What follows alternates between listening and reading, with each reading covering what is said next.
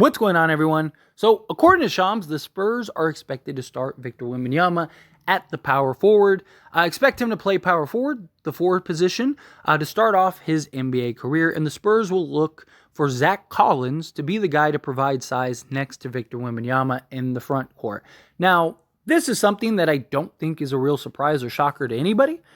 This is something that I fully expected and I thought would happen. Now, this doesn't mean that he won't ever play the five. I do think he'll play the five in spots, but I do think at 19 years old, rail thin, 7'5" height. I mean, he's 7'5" and 209, right? Like, he's rail thin. He needs to put some muscle, he needs to put some mass, he needs to put some size on him. And having to match up against the Jokic's and the Embiid's and the Steven Adams or Valanciunas's of the world, like, that's probably not best for him. It's probably a good way to end up getting him hurt. And so having him play the 4 spot against guys that are smaller than him, they may weigh more, but they're smaller in height. He can go over them. He should be able to defend it easier and kind of create space. Most 4s in this league aren't really looking to bang. Although, if he has to go up against like Zion or something, that might be a little rough. But for the most part, he should be able to navigate that. And it'll allow him to kind of grow and use him to his strengths, right? However, I do think what would make him the biggest mismatch would be him at the 5, right? Because of his height, his wingspan, his ability to stretch the floor, his ability around the rim, basically be a 3-level scorer, it would make things very difficult for most centers in this league to defend him.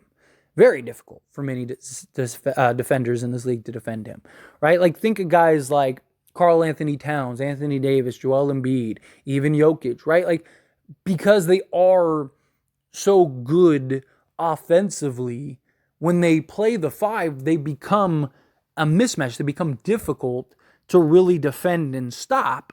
And yes, you see guys like Anthony Davis wants to play the 4. He doesn't want to play the 5. Karl Anthony Towns, he wanted to play the 4. He doesn't want to play the 5. So they get Rudy Gobert. The Lakers, they go get Christian Wood and Jackson Hayes, right? To try to appease their stars that don't want to play the 5.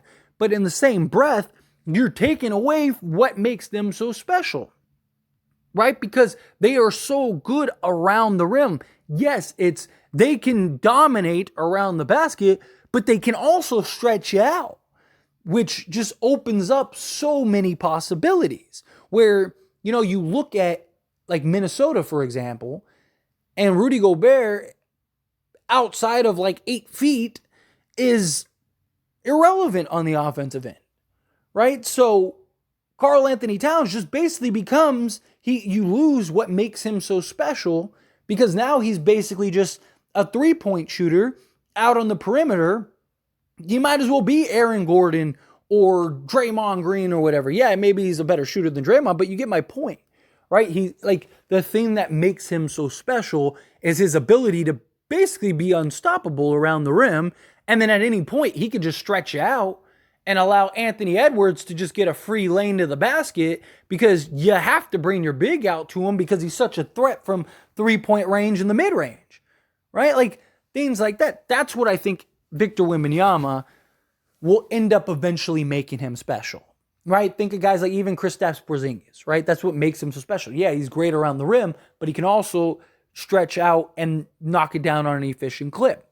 If Victor Wembanyama can develop into that where you can play him at the 5, then I do think that would make him very special. And it's also, what are you going to build around? Right, obviously, Victor Wembanyama, if he plays the 5, then that gives you a little more flexibility of like, okay, well, how do we want to build this roster? Do we want to have another big man next to him, right? Can we go get a Giannis at some point and have Giannis at the 4 and Victor at the 5? Right, now all of a sudden it's like, good luck trying to stop that, and that's probably the best defensive team in the league. Do we want to get, a center, again, just throwing a name out there, like, do we want to go get like a Valanciunas and then play Victor at the 4 and allow him to kind of operate as like a perimeter guy more, and then play him at the 5 in spots, right? That his versatility allows for a lot of different possibilities as far as roster construction. This year, I think, is just going to kind of be another tank year for the Spurs. It's kind of my guess. Even if Victor Wembanyama is like a 30, 10, and 10 guy, I still think the Spurs are going to kind of be in tank mode a little bit. I mean, not that San Antonio doesn't have some nice pieces, but they're still a couple years away. Go get the picks. Go get, your next star to put, or your next young star to put alongside Victor.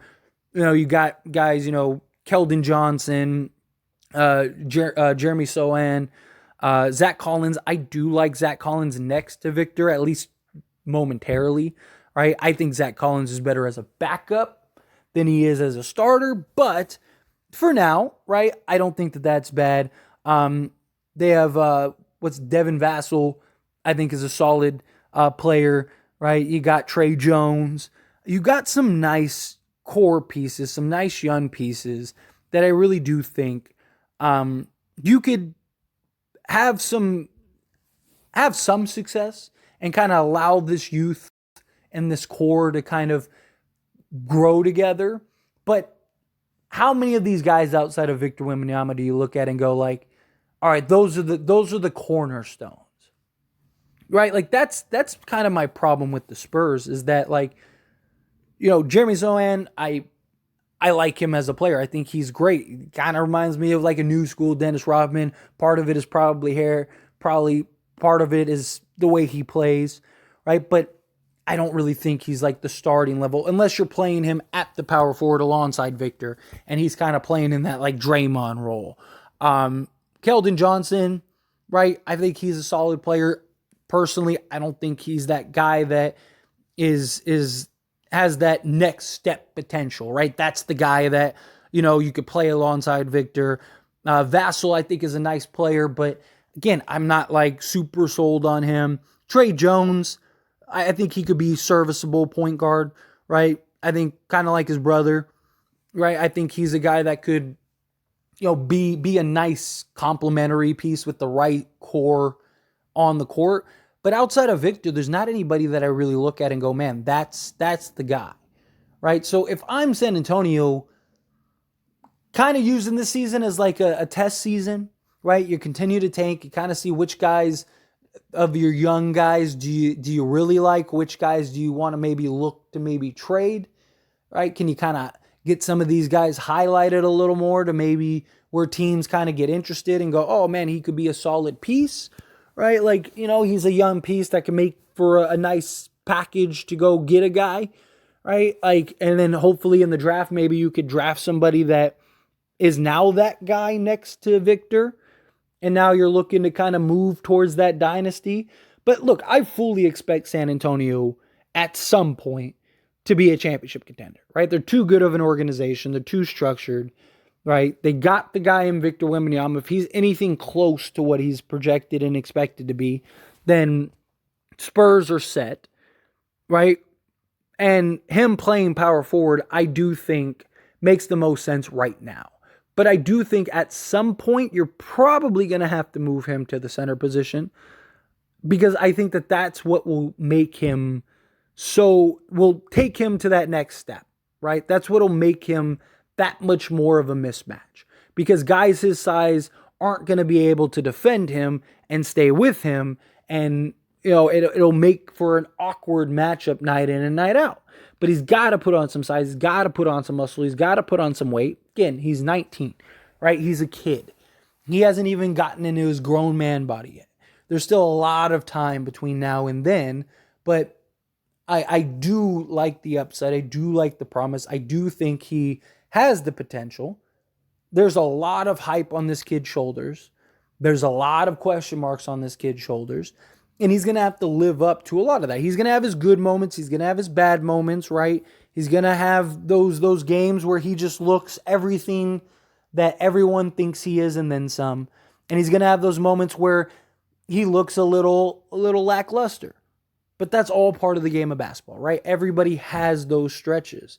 But he's in the best hands he could be. He's with a great organization. It's well respected, that knows how to build championship level teams. They were a dynasty not too long ago. And, they're also have arguably one of, if not the greatest coaches ever, and Greg Popovich, that loves these foreign guys and understand them and is going to be able to work with him and is going to be able to turn him, I believe, into the next best thing, right? Will he ever be the best player in the NBA? I don't know, but I do think he's at some point going to be top 3 to 5, bare minimum. He has too many skills and too many just intangibles that just tell you everything you need to know. The only thing kind of standing in his way is that lack of size, which could lead to injury, right? But also, you don't want to rush him into gaining that size and weight because he's so tall. You don't want to put too much on his knees and his ankles and his feet.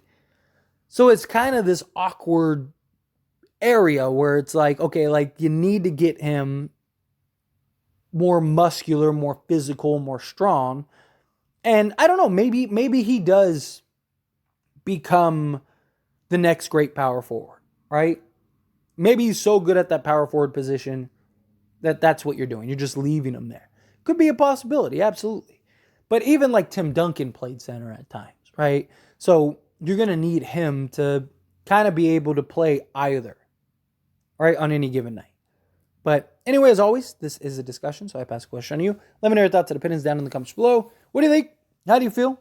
Do you think he should be the 5? Do you think he should be the 4? Again, I don't really personally care either way. But I think the thing that would kind of make him that much better would be him playing the 5 at some point. But again, love your thoughts and opinions. Let me know.